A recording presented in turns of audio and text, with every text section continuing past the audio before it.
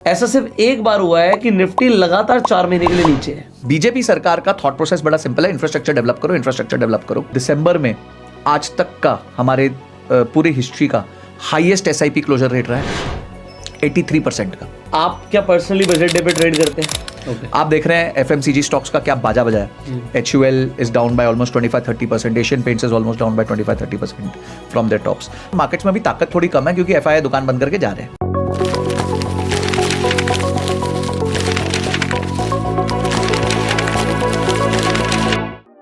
दोस्तों आज होने वाली है बजट के ऊपर चर्चा।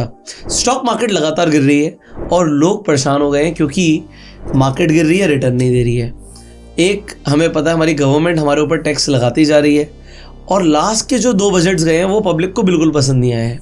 तो इस बार का बजट बहुत ज़्यादा क्रूशल हो जाता है, खासकर बीजेपी गवर्नमेंट के लिए, क्योंकि ये एक टर्निंग पॉइंट होगा। यहाँ पर लोगों को खुश भी करना पड़ेगा, बहुत सारी एक्सपेक्टेशंस हैं लोगों की। आज हम बजट के ऊपर डिटेल एनालिसिस करेंगे और लास्ट में फिर हम बात करेंगे इसका मार्केट पे क्या इम्पैक्ट पड़ेगा, आपकी इन्वेस्टिंग और ट्रेडिंग स्ट्रैटेजी क्या रहनी चाहिए, with one and only mister Sanjay Khaturia. Sanjay ji, स्वागत है आपका हमारे गोसेलमेट शो पर। Thank you Pushkaraj sir, thank you so much. Budget आ रहा है 1 फरवरी को एंड लोग बहुत क्यूरियस हैं कि इस बार ऐसा क्या होगा, क्या हमारे लिए कोई अच्छा होने वाला है, क्या हमें इस बार कुछ रियायतें मिलने वाली हैं। आपके क्या व्यूज़ हैं बजट को लेकर? देखिए, बजट मुझे ऐसा लगता है कि एक बहुत बड़ा इवेंट नहीं होगा। मेरा थोड़ा काउंटर इंट्यूटिव व्यू और मैं उसका रैशनल दूंगा, क्योंकि ये बोलूं बहुत हल्ला होगा, ये होगा। एक तो आपको समझना है कि अभी गवर्नमेंट का 1 ही साल हुआ है, तो गवर्नमेंट का भी पास 4 साल है आपको इम्प्रेस करने के लिए। और जब इस गवर्नमेंट ने जब जस्ट इलेक्शन से पहले का जो बजट था, जो हाफ बजट था, वो दिया था, तो उस टाइम भी उन्होंने बहुत ज्यादा इंप्रेस करने की कोशिश नहीं की थी। तो इन लोग को पता है एक तरीके से कि यार मतलब हम हैं, एंड ऑफ लेट उनके सारे इलेक्शंस वो जीते भी हैं।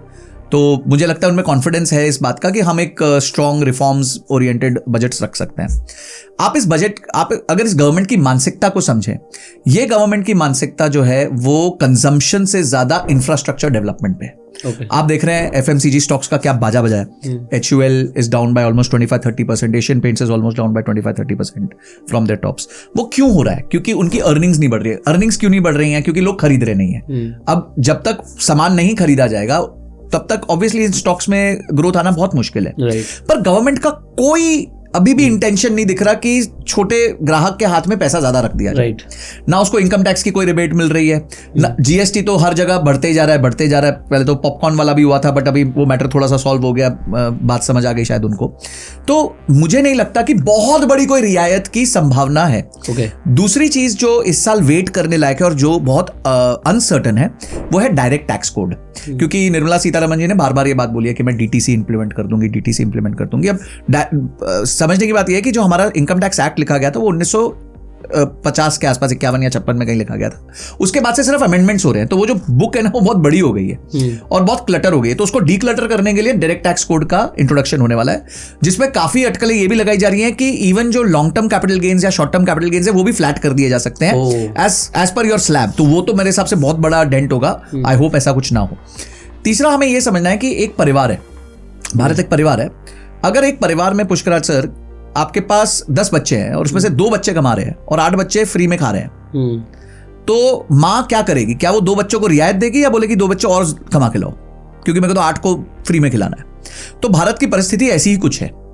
आज भारत का जो टैक्स देने वाला तबका है वो मुश्किल से 2-3% का है। अगर आप पिछले 5 साल में देखें तो पर्सनल इनकम टैक्स से जो सरकार की कलेक्शन हुई है वो कॉर्पोरेट इनकम टैक्स से ज्यादा हो गई है, क्योंकि कॉर्पोरेट्स को वो फोकस करते हैं। बीजेपी सरकार का थॉट प्रोसेस बड़ा सिंपल है, इंफ्रास्ट्रक्चर डेवलप करो। क्यों? क्योंकि उधर उनको मल्टीप्लायर इफेक्ट दिखता है। उनको दिखता है वहां 1 रुपए खर्च करेंगे तो 2.5 रुपए का इंपैक्ट आएगा। नौकरियां बनेंगी, रोड बनेगी तो सीमेंट बिकेगा तो क्वारी लगेगी तो बैंक का लोन जाएगा। मतलब वो एक पूरा मल्टीप्लायर इफेक्ट देखते हैं। इसलिए कभी भी बीजेपी सरकार जो है ना आम आदमी के हाथ में बहुत ज्यादा पैसा नहीं देती, पर इंफ्रास्ट्रक्चर डेवलपमेंट पे बहुत काम करती है। और यही हमने पिछले कुछ सालों से देखते हैं कि इंफ्रास्ट्रक्चर में हर साल वो बढ़ाते रहते हैं अपने एलोकेशन को, और उसका इंपैक्ट हमारे को ऑन फिजिकल भी दिखा है। तो मुझे लगता है इसमें कोई बहुत ज्यादा वो मैसिव अपने थॉट प्रोसेस में चेंज नहीं करेंगे, क्योंकि वो इलेक्शन जीतते आ रहे हैं। तो ऐसा कुछ नहीं है कि उनको कोई चीज चेंज करनी हो। हाँ, पिछली बार जो उन्होंने किया था वो एम्प्लॉयमेंट पे बहुत फोकस किया था। मुझे लगता है एम्प्लॉयमेंट पे उनको और फोकस करना चाहिए, क्योंकि नीचे वाले तबके के पास जॉब्स नहीं है, और अगर जॉब्स नहीं हुई तो अनार्की वाली सिचुएशन आने की संभावना होती है देश में। में, लोगों को अपना पेट पालना ही पालना है। और कब तक सरकार 80 करोड़ लोगों को मुफ्त राशन देगी? धीरे धीरे वो चाहेगी कि सबको वो हो। अब हम आते हैं पर्सनल इनकम टैक्स पे। तो पर्सनल इनकम टैक्स पे एज आई सेड कि मेरे को बहुत रियायत नहीं दिखती। हाँ, कुछ छोटा मोटा स्लैब में 1 आधा लाख ऊपर नीचे कर दे, स्टैंडर्ड डिडक्शन को 75,000 से 1 लाख रुपए कर दे, उससे ज्यादा मुझे कोई बहुत बड़ा चेंज नहीं दिख रहा। दूसरा जो मुझे लग रहा है कि पिछले साल उन्होंने कहा था कि 2/3 लोग already knew income tax regime में आ चुके हैं, तो यानी इस साल वो नंबर और बढ़ चुका होगा, क्योंकि नए बच्चे जो आते हैं वो तो डायरेक्ट न्यू टैक्स रिजीम में ही आते हैं। तो अगर ये नंबर 80-85% जिस दिन क्रॉस कर गया, मुझे लगता है वो ओल्ड टैक्स रिजीम को एबॉलिश ही कर देंगे। ओके, कि भाई कंफ्यूजन नहीं रखना, अब तुम सीधा नए टैक्स रिजीम पे आ जाओ। जो बेनिफिट है हम एक बार अपने स्लैब में दे देते हैं, बाकी ये रोज की कैलकुलेशन पीपीएफ, एनपीएस और ये आपका होम लोन और ये होम से कुछ नहीं करेंगे, चुपचाप अपना टैक्स दो। तो वो होने की संभावना मेरे को या तो इस बजट में हो जाएगा या अगले बजट तक वो हो जाएगा। ओके। पर अभी जो परेशानियां दिख रही हैं, वो परेशानी दिख रही है कि कैपिटल मार्केट्स पे अगर टैक्स इन्होंने बढ़ा दिया, जैसे पिछले साल इन्होंने 25% टैक्स बढ़ा दिया, 10 का 12.5 कर दिया था, वहां 15 का 20 कर दिया था, तो इस तरीके से अगर इन्होंने फिर से बढ़ा दिया तो markets will react very negative. और मार्केट्स में भी ताकत थोड़ी कम है, क्योंकि एफआईआई दुकान बंद करके जा रहे हैं। और इस टाइम पे एफआईआईएस को एग्जिट हम और आप ही दे रहे हैं, क्योंकि हम म्यूचुअल फंड में पैसा डाल रहे हैं और म्यूचुअल फंड खरीद रही है, वो लोग बेच रहे हैं। तो इस टाइम पे एफआईआईएस को एग्जिट जो दे रहा है वो एक तरीके से आप और मैं ही दे रहे हैं। राइट, ठीक है। तो ये थोड़ी सी सिचुएशन टाइट हो सकती है। अगला जो रिफॉर्म है वो रिफॉर्म है मेरे को लगता है एजुकेशन पे। आपको मैं मजेदार फैक्ट बताऊंगा कि एजुकेशन पे, टीचर अपस्किलिंग पे भारत का बजट जो है वो 250 करोड़ का है। ओके। और भारत में टीचर है 1 करोड़। तो अगर 250 करोड़ को मैं 1 करोड़ से डिवाइड करता हूं तो 250 रुपए आता है। 250 रुपए में उडेमी का कोर्स नहीं आता। तो मुझे नहीं पता कि 250 करोड़ में भारत वर्ष में पूरी सारी टीचर्स का कैसे अपग्रेडेशन, अपस्किलिंग होगी। और इसलिए जो हालत है गवर्नमेंट स्कूल्स की वो सब जानते हैं, वो किसी से छुपी नहीं है। तो आई थिंक ये सारे मेजर्स हैं जो अभी इम्पैक्ट रखेंगे बजट पे। मुझे कोई बहुत मेजर चेंज नहीं दिख रहा। सिर्फ अगर इन्होंने डीटीसी इंट्रोड्यूस कर दिया और स्टॉक मार्केट के साथ कुछ खेला करने की कोशिश करी, ideally they should not touch the stock market. उन्होंने जितनी पिटाई करनी थी पिछले साल कर दी, अब मेरे हिसाब से उनको बख्श देना चाहिए स्टॉक मार्केट को अगले 4-5 साल तक, क्योंकि वैसे भी माहौल थोड़ा सा नेगेटिव है। Corporate earnings are there at their lowest और सपोर्ट है नहीं। एफआईआईएस छोड़ के जा रहे हैं। इस टाइम पे अगर इन्होंने डीआईआईएस को भी नाराज कर दिया, एक आम निवेशक को नाराज कर दिया, तो आपको मैं मजेदार बात बताऊं, दिसंबर में आज तक का हमारे पूरी हिस्ट्री का हाईएस्ट एसआईपी क्लोजर रेट रहा है 83% का। यानी जो नए एसआईपी अगर 100 बने हैं तो 83 एसआईपी बंद हुए हैं।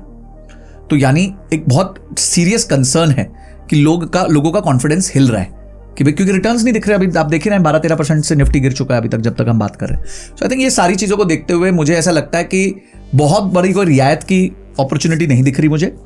पर उसके साथ साथ मुझे बस डर ये है कि मार्केट्स के साथ ना खिलवाड़ करें। अगर मार्केट्स को छोड़ देंगे एज इट इज तो हम बच सकते हैं, निकल सकते हैं। सो अब बात आती है, कई सारे लोग ये जानना चाहते हैं, भाई बजट है तो वोलेटिलिटी होती है उस दिन। हाँ, तो आप क्या पर्सनली बजट डे पे ट्रेड करते हैं? देखिए, मैं बजट डे पे नहीं ट्रेड करता। ओके। क्योंकि मुझे ऐसा लगता है कि अगर अच्छा, यहाँ क्या होता है, सारे लोग आके बोलेंगे कि आप वो स्ट्रैडल मार लो बैंक निफ्टी और, बट विक्स इतना ज्यादा होता है ना सुबह सुबह के टाइम पे कि आप गलत प्रीमियम्स खरीद बैठते हो और वो then the time is running against you.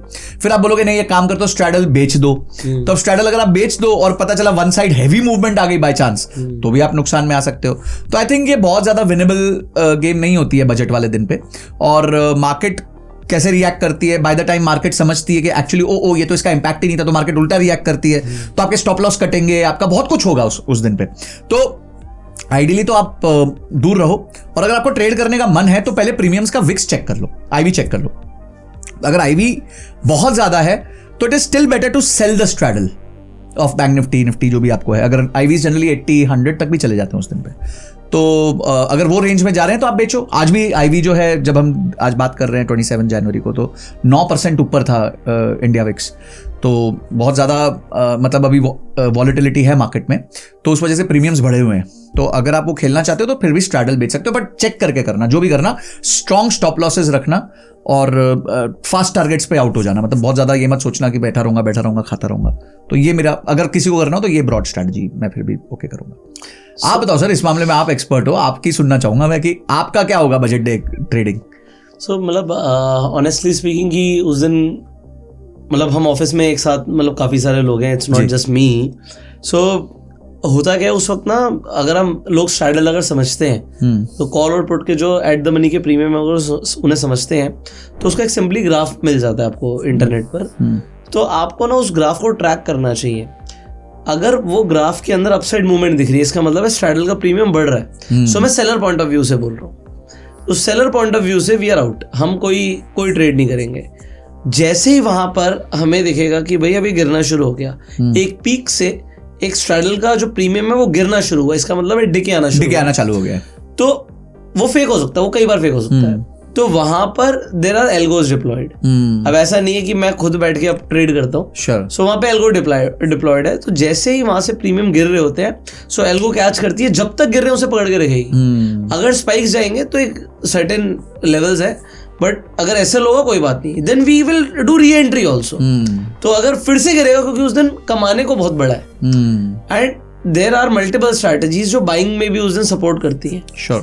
तो वो मल्टीपल स्ट्रैटेजीज है, एक दिन में नहीं सीख पाएंगे लोग, बट पॉइंट ये है कि अगर आप अवॉइड करना चाहते हो आप टोटली अवॉइड कर सकते हो, बट किसी भी दिन के, जैसे कोई एक बजट डे है, मेरे लिए बजट डे एक नॉर्मल डे है। क्यों? क्योंकि एसएल सेम है दोनों दिन का। अगर आप बजट का अगला दिन बोलोगे और बजट वाला दिन बोलोगे, तो मुझे जितना गंवाना है, जो मैंने दिमाग में सोच रखा है, जो हमने एल्गो में सिस्टम में डाल रखा है, वो फिक्स्ड है। मान लेते हैं वो 1% है या 1.25% है, तो वो जो है वो फिक्स्ड है, वो चेंज नहीं होगा। समझ गया। तो वो बजट डे पर भी हम 1% का रिस्क लेंगे, अब रिवॉर्ड जो मार्केट ने देना वो दे देगी। समझ गया। और अगर कोई और दिन है तो बट उस दिन की स्ट्रैटेजी चेंज हो जाती है, क्योंकि उस दिन की वॉलेटिलिटी हमें भी पता है बहुत ज्यादा है। आपको थोड़ा संभल के चलना है, एक साथ पूरी पोजीशन पे नहीं बैठना। जहां पर दिख रहा है कि डिके आना शुरू हुआ, एंटी मार्टिंगल सिस्टम करना है उस दिन। एंटी मार्टिंगल मतलब विनिंग को बढ़ाना है, विनिंग ट्रेड्स को पर हैवी बैठना है। समझ गया। और जो लूजिंग है उसमें कम करना है। लोग उल्टा करते हैं, जब लॉस होता है तो वो एवरेज आउट और खरीदते रहते हैं, एवरेज आउट करते हैं। तो यहाँ पे ट्रेडिंग में एंटी मार्टिंगल चलता है, मतलब विनिंग वाली ट्रेड्स पे आपको बैठना है। बट सी, अगर आप हिस्टोरिकल देखोगे और मैं हिस्टोरिकल डेटा दिखाऊंगा तो हर बार कुछ अलग होता है। सो मतलब लोगों को क्या करना चाहिए, थोड़ा सा बैक टेस्ट करना चाहिए। उनकी साइकोलॉजी क्या है, कोई बायर पर्सपेक्टिव से देखता है, कोई सेलर पर्सपेक्टिव से देखता है। मैं सेलर पर्सपेक्टिव से देखता हूँ तो मुझे तो प्रीमियम ज्यादा दिख रहे हैं, तो उन्हें कैप्चर करने का जब मौका मिलेगा तब we will enter, but with fixed stop loss in mind. And कमाने का मौका तो ऐसा है कि भाई उस दिन 5% भी बन सकता है एक दिन में। सो अगर एक दिन में 5% बन सकता है तो वो बहुत बड़ी अपॉर्चुनिटी है, गंवाना उतना ही है, तो शायद ट्रेड तो करेंगे। पर देखिए पुष्करा जी, आपने जब जितनी भी ये बातें बोली उसमें बहुत गौर करने वाली बात है सबको लिए, मैं कहूँगा कि आपने अपने स्टॉप लॉस को जाना हुआ है। आपको पता है वैल्यू एट रिस्क जिसे हम कहते हैं, वैल्यू एट रिस्क इतना है। और मैं भी यही बात बार बार कहता हूं कि अपने वैल्यू एट रिस्क को समझ लो, कि ऐसा ना हो जाए कि सुपड़ा साफ हो जाए, जैसे वो इलेक्शंस में होता है ना कि आपका सुपड़ा ही साफ हो गया, तो आपका कैपिटल साफ ना हो जाए, वाइप आउट ना हो जाए, आप इमोशन में ना आ जाओ। और अगर आप गलत हो तो एक्सेप्ट करो आप गलत हो, जो आपने रिवर्स मार्टिंगल की बात करी कि आप एक्सेप्ट कर लो आप गलत हो जाती है गलती। भाई हम कोई भी भगवान थोड़ी बैठा है यहाँ पे, ऐसा नहीं मैंने कभी लूजिंग ट्रेड्स नहीं किया, आपने कभी लूजिंग ट्रेड्स नहीं किए, बट अपनी ह्यूमिलिटी रखना कि हमसे गलती हो गई और आप एग्जिट ले लेना और उसके बाद लॉजिकली री एंटर करना अगर पॉसिबल है, क्योंकि अगर आपके पास कैपिटल बचेगा तो ही तो आप री एंटर करोगे। कैपिटल नहीं, उस डे का एसएल हिट हो गया तो आउट। हाँ, वैसे तो अगर उस डे का एसएल हिट हो गया तो आप बाय बाय कर दो, पर उस ट्रेड का एसएल हिट हुआ, शायद आपका डे का अभी तक हिट नहीं हुआ, तो आप री एंटर कर सकते हो। हाँ, बट कैपिटल बचाओगे तो री एंटर करोगे ना भाई। तो मुझे लगता है कि सुपड़ा साफ मत करो, पिच पे बने रहो, और इतनी अगर बहुत ही स्ट्रेस आ रहा है चुपचाप बैठ जाओ, आराम से 11 बजे चाय का प्याला लो और बैठ के मैडम को देखो। और यहाँ पर मैं इन्वेस्टर्स के लिए कहना चाहूंगा कि अगर आप इन्वेस्टर हो तो आप शॉर्ट टर्म नहीं हो। हाँ, anybody who is investing in stock market for less than 5 years is not an investor. बिल्कुल। तो इस साल का बजट अच्छा आएगा बुरा आएगा, मुझे पर्सनली लगता है कि यार नाराज तो नहीं करना चाहिए पब्लिक को। होपफुली कुछ तो अच्छे पॉइंटर्स मारने चाहिए जिससे मतलब रिटेल खुश हो।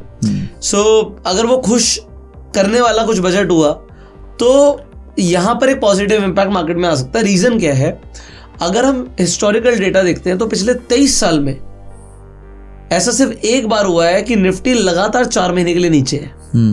ये अभी हुआ है, 4 महीने से निफ्टी की month on month closing negative आ रही है। सितंबर, अक्टूबर, नवंबर, दिसंबर, अभी जनवरी चल रहा है। हाँ। सो अगर जनवरी भी क्लोजिंग नेगेटिव हुआ, जो कि अभी चल रहा है नेगेटिव, सो ये 23 सालों में पहली बार होगा। 2008 के क्रैश में भी ऐसा नहीं हुआ, कोविड में भी ऐसा नहीं हुआ कि 4 महीने मार्केट लगातार गिर रहा हो। सो 4 महीने गिर गया, 5वां महीना ये फर्स्ट टाइम होगा।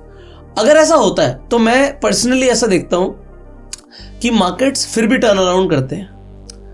तो ये एक हिस्टोरिकल डेटा है, ऐसा नहीं कि करेंगे ही करेंगे, ठीक है। पॉइंट यहां पर ये है, अगर टर्न अराउंड करते हैं और जनरली ऐसा होता है तो आपको बहुत ज़्यादा डरने की ज़रूरत नहीं है।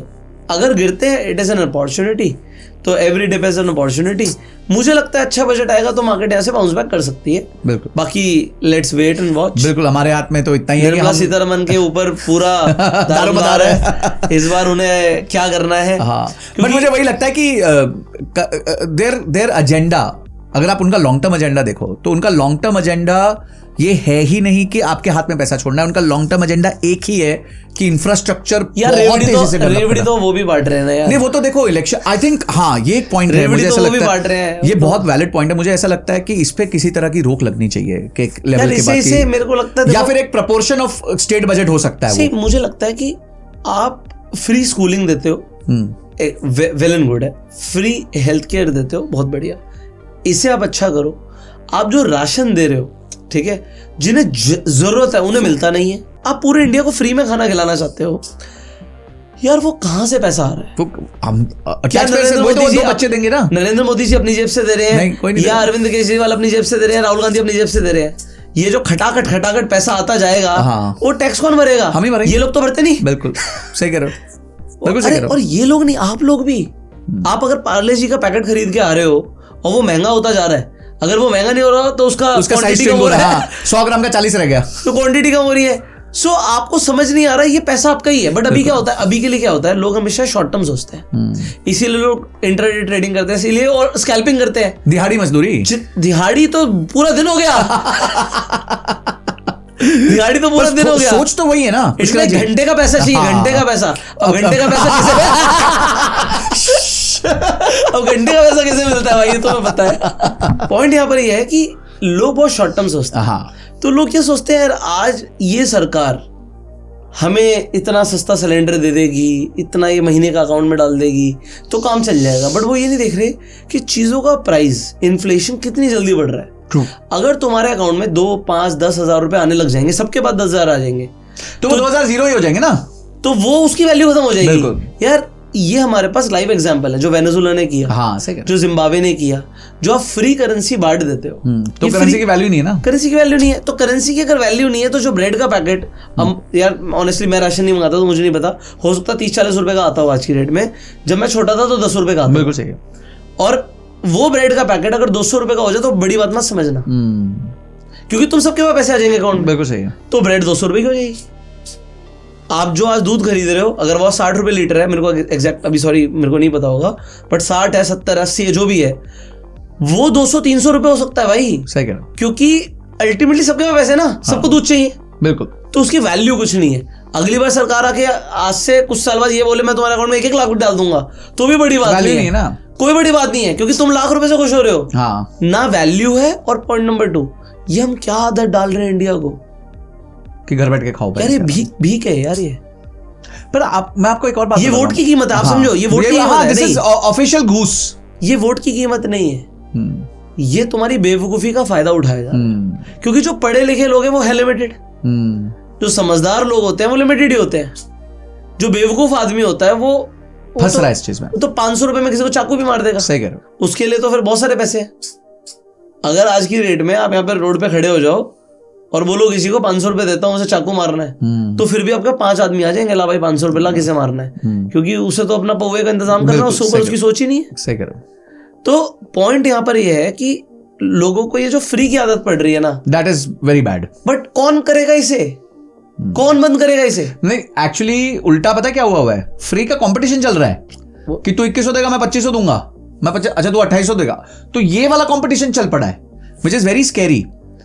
आप देखिए अभी डेवलपमेंट कैसे होगा यार, डेवलपमेंट देखो, जो आपने बोला कि इस गवर्नमेंट का ये फोकस है, they are deviating from their focus. नहीं देखो, they want to secure their seats. नहीं, वो तो देखो सीट्स की लड़ाई तो सब लड़ेंगे। अब politician is as good as his next election. देखो बड़ी सिंपल सा ये थीसिस है। कुछ पॉलिटिशियंस को समझ आ गया है कि इंडिया में फ्री की चीज ही चलनी है। जब तक लोगों को फ्री मिलेगा वो मुझे वोट देंगे। आप समझो, मैं आपको बताता हूँ, मेरे एक दोस्त है, उन्होंने बताया कि उनकी कोई फ्रेंड की mother, they stay in a good house, city में रहते हैं, बॉम्बे में रहते हैं सब। तो अभी जब ये महाराष्ट्र के इलेक्शन हुए तो लाड़की बहना जो स्कीम उन्होंने लॉन्च करी, तो वो गांव से थे, तो उनको फटाफट गांव बुलाया गया उनके परिवार के द्वारा, ताकि उनका अकाउंट ओपन हो सके और लाड़की बहना की जो भी स्कीम का 2100-2500 रुपया उनको भी महीने का आने लग जाए। अब आप सोचो, they stay in a city, they are living in a good house, they are well to do, क्यों फोरगो नहीं कर रहे हैं?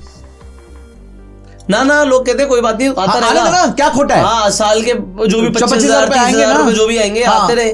मतलब मैं कह रहा हूं कि क्यों आप अच्छा कर रहे हो, ये 25,000 से आपका क्या होगा? अगर आपके जैसे 1 करोड़ लोग हो गए मानसिकता के, तो 25,000 करोड़ बचेगा साल का देश का। वो कहां अच्छे से इस्तेमाल होगा? देश को ही बेच रहे हैं लोग। तो ये politicians are selling our country, ये उधार पे उधार लिए जा रहे हैं। हाँ, आप पंजाब जैसी स्टेट देखो, हाँ, 46% of their gross domestic state product is in debt, highest debt state है, हाईएस्ट डेट स्टेट, जबकि सबसे खुशहाल जगह है वो, सबसे ज्यादा अनाज उगता है वहां पे, सबसे खुशहाल जगह है वो। बट यार नदियां हैं वहां पे इतना सब इंफ्रास्ट्रक्चर डेवलप हो सकता है, फैक्ट्री डेवलप हो सकती है। देश को बर्बाद कर रहे हैं यार, ये बेच देंगे देश को, और उसका प्रॉब्लम कैसे होगी? आपके और हमारे आने वाली जनरेशंस को। और ये जनरेशंस इतना स्ट्रगल करने वाली है, 144 करोड़ पीपल आज है। सो आपको क्या लगता है बजट पर क्या होने वाला है? कमेंट करके जरूर बताइएगा।